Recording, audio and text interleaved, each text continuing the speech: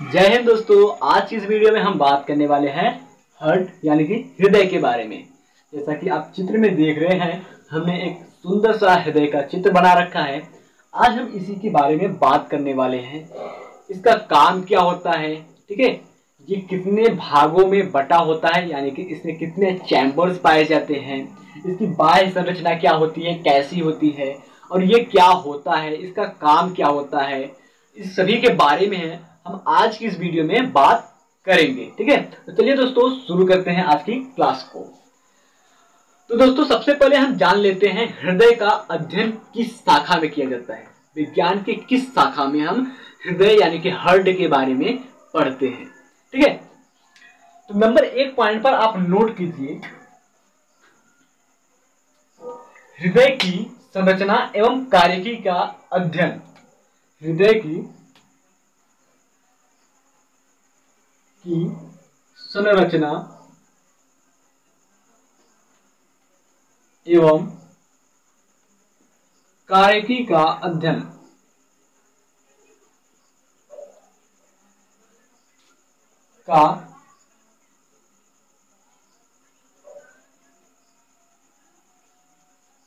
अध्ययन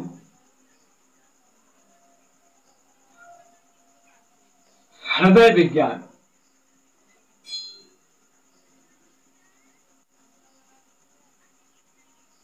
हृदय विज्ञान।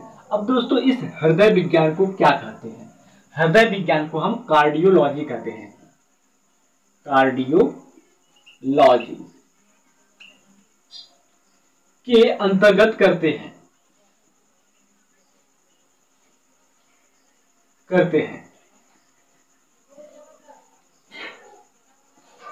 ठीक है, हृदय की संरचना एवं उसकी कार्यकी यानी कि वो जो कार्य करता है उस बात का अध्ययन, उस प्रक्रिया का अध्ययन हम करते हैं हृदय विज्ञान यानी कि कार्डियोलॉजी के अंतर्गत। ये पॉइंट क्लियर हो गया। अब हम दूसरे पॉइंट पर बात करते हैं, हृदय क्या होता है। ठीक है, हृदय क्या होता है? दोस्तों हृदय जो होता है वो मानव शरीर का सबसे महत्वपूर्ण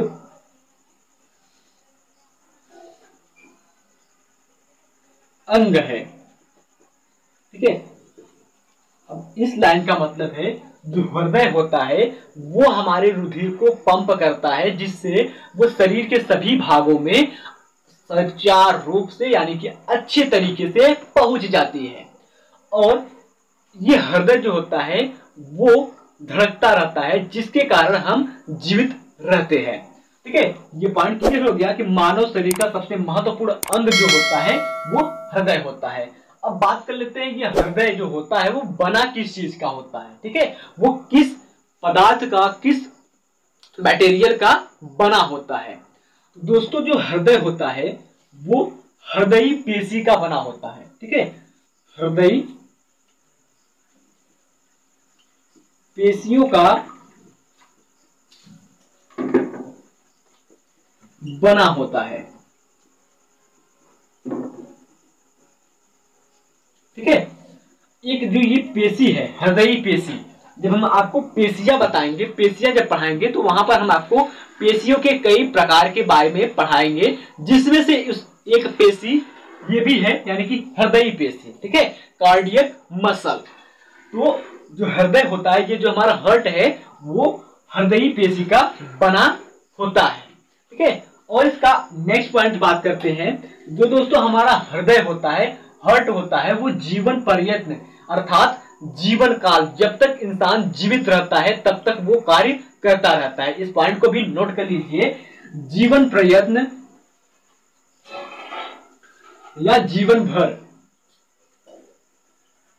हृदय कार्य करता है।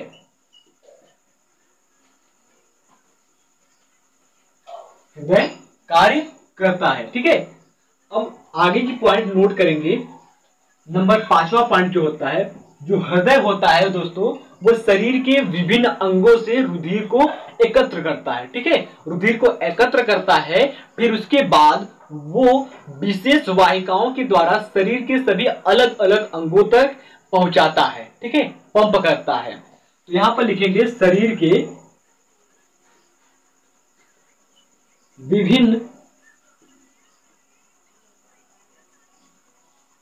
अंगों से रुधिर को एकत्र करता है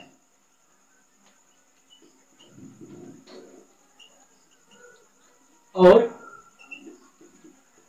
विशेष प्रकार की वाहिकाओं के द्वारा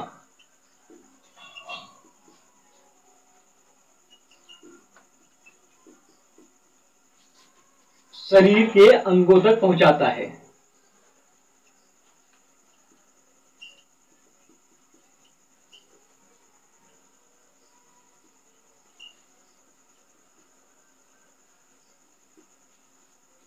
ठीक है, शरीर के अंगों तक पहुंचाता है। ये सभी पॉइंट्स आप जल्दी से नोट कर लीजिए या फिर स्क्रीनशॉट ले लीजिए। अब हमने आपको लास्ट पॉइंट, एकदम आखिरी पॉइंट में बताया कि जो हृदय होता है वो शरीर के विभिन्न अंगों से रुधिर को एकत्र करता है और विशेष प्रकार के वाहिकाओं के द्वारा शरीर के अंगों तक पहुंचाता है या फिर पंप करता है। अब इधर चित्र में देखिए, हमने जो ग्रीन कलर का निशान मारा है, ठीक है, हरे रंग का निशान मारा है, उधर से जो हमारा रुधिर होता है वो शरीर के बाहर की ओर निकलता है। ठीक है, और जो हमने काले कलर का जो चिन्ह मारा है, तीर मारा है, उस साइड से, उस तरफ से जो रुधिर होता है वो हृदय के अंदर आता है। अब इसकी जो बाह्य संरचना है, इसके अंतर्गत पढ़ेंगे कि किस भाग से रुधिर बाहर निकलता है और किस भाग से रुधिर अंदर आता है। ठीक है, तब तक आप इस पॉइंट को नोट कर लीजिए। हो गया, चलिए अब आगे की ओर चलते हैं। तो चलिए दोस्तों, अब बात कर लेते हैं हम इसकी बाह्य संरचना के बारे में। इसकी बाह्य संरचना क्या होती है? तो सबसे पहले हम बात कर लेते हैं जो मानव हृदय होता है उसका रंग क्या होता है, किस रंग का दिखाई देता है। तो इसमें नंबर 1 पर बात करें, पहले पॉइंट पर बाह्य संरचना में, तो जो मानव हृदय होता है वो गुलाबी रंग का दिखाई देता है, पिंक कलर का दिखाई देता है। शंक्वाकार, खोखला एवं स्पंदनशील मांसल अंग होता है। ठीक है, और ये जो होता है वो शंक्वाकार होता है। आप चित्र से देख करके पता लगा सकते हैं कि ये शंक्वाकार होता है या फिर किस आकार का होता है। तो जनरली हम वैज्ञानिकों की माने तो ये जो हृदय होता है वो होता है शंक्वाकार और खोखला होता है। अगर मानो ये अगर खोखला नहीं होता तो क्या इसमें रुधिर भर पाता? नहीं भर पाता, तो इसलिए ये खोखला होता है एवं स्पंदनशील मांसल अंग होता है। ठीक है, स्पंदनशील यानी कि ये पंप करता रहता है, सिकुड़ता फैलता रहता है। ठीक है, ऐसे इस प्रकार से सिकुड़ेगा फैलेगा, तो इसीलिए हम इसको स्पंदनशील मांसल अंग के नाम से भी जानते हैं या फिर कहते हैं। अब दूसरे पॉइंट की बात करें तो जो मानव हृदय होता है वो वक्ष गुहा में फेफड़ों के बीच डायाफ्राम के ऊपर स्थित होता है। ठीक है, जैसे कि आप हमें देख लीजिए, ये हमारा दोनों फेफड़ा है। ठीक है, इस वक्ष गुहा के अंतर्गत जो ये हमारा फेफड़ा है, इस फेफड़े के बीच यहाँ पर, ठीक है, ठीक बीचों बीच यहाँ पर जो होता है हमारा हृदय स्थित होता है, और ठीक इसके नीचे इस वाले भाग में यहाँ पर हमारा पाया जाता है डायाफ्राम। और हम आपको बताएं कि जो हमारा हृदय होता है, ठीक है, हार्ट होता है, वो हमारे 2/3 भाग बाएं साइड होता है। ठीक है, अगर आप यहाँ पर टच करेंगे, बीचों बीच यहाँ पर टच करेंगे, तो जो हमारे हृदय की धड़कन होगी वो थोड़ी कम महसूस होगी। अगर वहीं पर हम ठीक पूरे बाएं साइड टच करते हैं और देखते हैं कि जो हमारे हृदय की धड़कन होती है वो काफी तेज से हमें महसूस होती है। ठीक है, तो इसलिए हम बता रहे हैं आपको कि जो हमारा हृदय होता है वो हमारे वक्ष गुहा में फेफड़ों के बीच डायाफ्राम के ऊपर पाया जाता है। फिर उसके बाद हम तीसरे पॉइंट की बात करें तो साधारणतः इसका जो आकार होता है वो बंद मुट्ठी के जैसा होता है। ठीक है, ये हमारा खुला हाथ है, ठीक है, हथेली है। अब इसको अगर हम बंद कर ले, ठीक है, ऐसे ऐसे बंद करेंगे तो ये हमारा जो होगा वो इस हृदय के आकार का मिलेगा। ठीक है, ठीक है, हमें बंद मुट्ठी यानी कि इस प्रकार से रखना है, न कि हमें इस प्रकार से रखना है या फिर न कि इस प्रकार से। उसके बाद हम अगले पॉइंट की बात करें यानी कि इसके लंबाई की, चौड़ाई की और मोटाई की। तो यह जो होता है वो 12 से 13 सेंटीमीटर लंबा होता है, यानी कि इस छोर से लेकर के इस छोर तक जो इसकी लंबाई होती है वो 12 से 13 सेंटीमीटर तक होती है। फिर उसके बाद इसकी चौड़ाई की बात करें, यानी कि यहाँ से लेकर के यहाँ तक इसकी जो चौड़ाई होती है वो होती है 9 सेंटीमीटर। और इसकी मोटाई की बात करें तो वो जो मोटाई होती है, थिकनेस होती है, वो होती है 6 सेंटीमीटर। फिर उसके बाद इसके वजन की बात कर लेते हैं कि जो इसका वजन होता है वयस्क व्यक्ति में, यानी कि 18 के एवं जो वयस्क व्यक्ति होते हैं उनपे जो इसकी वजन होती है वो होती है औसत 300 ग्राम। ठीक है, एक पाव से 50 ग्राम ज्यादा। ठीक है, 300 ग्राम ज्यादा होती है। तो अगली पॉइंट में हम बात कर लेते हैं, जो हृदय होता है वो एक दोहरी झिल्ली से घिरा होता है और उस झिल्ली का नाम होता है हृदयावरणीय थैली या फिर हृदयावरण। ठीक है, जिस झिल्ली से वो घिरा होता है उसका नाम होता है हृदयावरण। अब वो झिल्ली कौन सी होती है उसको देख लेते हैं। ठीक है, एक ये और एक ये दो लेयर होती है जो कि हृदयावरणीय झिल्ली कहलाती है। अब दोस्तों ये जो हृदयावरणीय झिल्ली होती है इन दोनों का नाम क्या होता है इसके बारे में जान लेते हैं।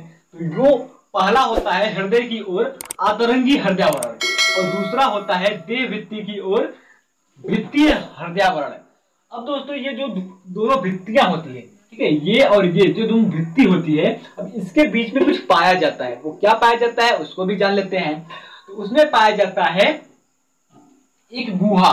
ठीक है, एक गुहा पाया जाता है जिसे हृदयावरणीय गुहा कहते हैं, यानी कि पेरिकार्डियल कैविटी के नाम से जानते हैं। और इस पेरिकार्डियल कैविटी में पाया जाता है लसलसादार तरल पारदर्शी द्रव्य। ठीक है, इस गुहा में पारदर्शक लसलसादार द्रव्य भरा होता है जिसे हृदयावरण द्रव्य कहते हैं या फिर हृदयावरणीय द्रव्य कहते हैं, यानी कि पेरिकार्डियल फ्लूइड के नाम से जाना जाता है। अब दोस्तों ये जो हृदयावरणीय द्रव्य होता है यानी कि पेरिकार्डियल फ्लूइड जो होता है वो क्या करता है, इसका काम क्या होता है, इसको भी हम जान लेते हैं अभी। देखिए यह द्रव्य यानी कि हमारा पेरिकार्डियल जो फ्लूइड होता है वो हृदय को नम बनाए रखता है। ठीक है, हमेशा गीला बनाए रखता है तथा बाहरी आघाती से बचाता है। यानी कि कोई हमें इस प्रकार से मारता है हमारे हृदय पे और इस साइड होता है, ऐसे मारता है तो ये जो हमारा द्रव्य होता है, ठीक है, और हृदयावरणीय आवरण जो होता है उस पर पहले चोट पहुंचती है, न कि हमारे हृदय पर पहुंची है। ठीक है, तो इस प्रकार वो बाहरी आघातों से हमारे हृदय को बचाता है। फिर उसके बाद हृदय में स्पंदन, ठीक है, हृदय के स्पंदन यानी कि जो हमारा हार्ट बीट होता है, हृदय धड़कता है, उसको स्पंदन कहते हैं। स्पंदन में होने वाली घर्षण को दुष्प्रभाव से बचाती है। ठीक है, जो घर्षण होता है उससे कोई दुष्प्रभाव न हो इसलिए वो बचाती है। ठीक है, जैसे कि हम आपको एक एग्जांपल देते हैं। मान लीजिए आप साइकिल चलाते हैं और उसके चैन में कभी तेल नहीं देते हैं तो वो क्या होगा, कट कट की आवाज आएगी। ठीक है, कट कट की आवाज आएगी। ठीक उसी प्रकार इसका जो दुष्प्रभाव होता है घर्षण का उससे बचाती है। ठीक है, अगर आप साइकिल के चैन में तेल देंगे तो वो किसी प्रकार का आवाज नहीं करेगा। तो ठीक इसी प्रकार जो इसका फ्लूइड होता है यानी कि जो पेरिकार्डियल फ्लूइड होता है वो हृदय के घर्षण में होने वाले दुष्प्रभाव को बचाती है। नेक्स्ट पॉइंट पर हम बात करेंगे, जो मानव हृदय होता है वो 4 कक्ष में बटा होता है। देखिए चित्र में 1 2 3 4, ये 4 कक्ष हो गया। इस 4 कक्ष में पूरा मानव का हृदय बटा होता है। ठीक है, एक स्पष्ट खांच के द्वारा। ठीक है, एक स्पष्ट खांच के द्वारा, वो खांच कौन सा है, ये हुआ, ये सब स्पष्ट खांच होता है जिसके द्वारा मानव हृदय 4 कक्ष में बटा होता है। फिर उसके बाद हृदय खांच के ऊपरी भाग अलिंद तथा निचले भाग को नीले करते हैं। यानी कि हृदय खांच की ये जो हृदय खांच है इसके ऊपर वाला भाग, ठीक है, ये दोनों भाग जो होता है वो अलिंद कहलाता है और ये जो दोनों भाग होते हैं वो नीले कहलाता है। अब दोस्तों अलिंद भी 2 होता है और नीले भी 2 होता है। देखिए एक होता है आपका दाया अलिंद और दूसरा होता है बायां अलिंद। ठीक है, ये आपका बायां अलिंद है और ये आपका दायां अलिंद है। और नीले होता है वो भी 2 होता है। कौन कौन सा होता है, एक आपका बायां नीले होता है और दूसरा दायां निलय होता है। ठीक है, इस प्रकार से जो अलिंद और निलय होता है वो भी दो भागों में बटा होता है, एक बायां और एक दायां। ठीक है, उसके बाद बात कर लेते हैं अलिंद क्या होता है। ठीक है, अलिंद जो होता है वो ऊपरी चौड़ा भाग होता है। ठीक है, इसकी चौड़ाई देखिए वो निलय से ज्यादा है। ठीक है, ऊपरी चौड़ा भाग होता है, लेकिन इसकी जो लंबाई होती है वो कम होती है निलय से। ठीक है, उसके बाद निलय की बात कर लेते हैं। जो निलय होता है वो निचला भाग होता है हृदय का, यानी कि अलिंद के नीचे पाया जाता है, और इसकी जो चौड़ाई होती है वो अलिंद से कम होती है, और इसकी जो लंबाई होती है वो अलिंद से ज्यादा होती है, और इसकी जो आकृति होती है वो शंकुआकार होती है। फिर उसके बाद शरीर में रुधिर लाने वाली मुख्य रुधिर वाहिकाएं, ठीक है, यानी कि महाशिरा अलिंद में खुलती है। ये जो आपका महाशिरा है ये सभी आपके अलिंद में खुलेगी। फिर उसके बाद फेफड़ों से रुधिर लाने वाली वाहिनियां यानी कि फुसफुस शिरा बाएं अलिंद में खुलती है। ठीक है, ये आपकी फुसफुस शिरा है और ये आपकी महाशिरा है। ये दोनों रुधिर को लाने का काम करती है। अब बात कर लेते हैं हम रुधिर को शरीर में पहुंचाने वाली वाहिकाओं के बारे में। तो दोस्तों लास्ट पॉइंट में हम बात करने वाले हैं निलय के बारे में, इस भाग के बारे में। ये जो दोनों निचला भाग है, एक दायां निलय है और एक बायां निलय है। इस दोनों निलय के बारे में बात करें तो जो निलय होता है दायां निलय से फुसफुस महाशिरा निकलती है तथा बाएं निलय से मुख्य धमनी निकलती है, जो कि रुधिर को फेफड़े और शरीर में ले जाने का काम करती है। जैसे कि जो फुसफुस महाधमनी होता है वो रुधिर को फेफड़े में ले जाती है, और जो हमारा मुख्य धमनी होता है वो रुधिर को शरीर में ले जाने का काम करती है। आई होप दोस्तों जानकारी आपको पसंद आई होगी। तो दोस्तों जानकारी अच्छी लगी हो तो प्लीज वीडियो को लाइक कर दीजिए, चैनल पर नए हैं तो प्लीज चैनल को सब्सक्राइब करके बेल आइकन को प्रेस कर दीजिए, ताकि हर वीडियो का नोटिफिकेशन आपके पास जल्दी से पहुंच सके और आप हर वीडियो को आसानी से देख सके।